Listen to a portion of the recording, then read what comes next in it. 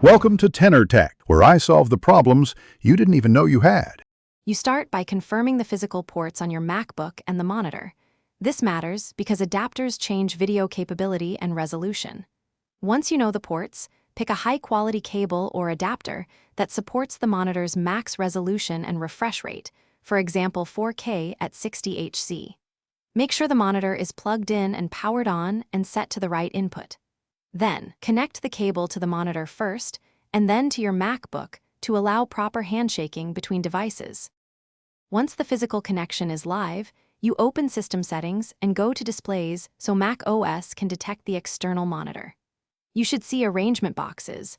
Drag them to match the physical layout and decide whether to mirror or extend the desktop depending on your workflow.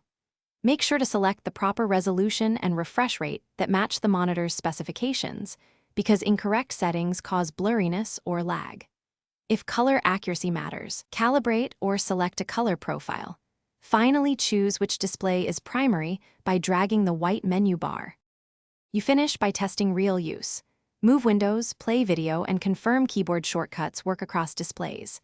If you want closed-lid clamshell mode, make sure the MacBook is plugged into power and an external keyboard and mouse are connected, then close the lid and wake the Mac. If nothing appears, reseat or swap the cable and adapter and restart the MacBook to force detection. As a last resort, update monitor firmware and macOS and reset NVRAM or SMC to clear hardware negotiation issues.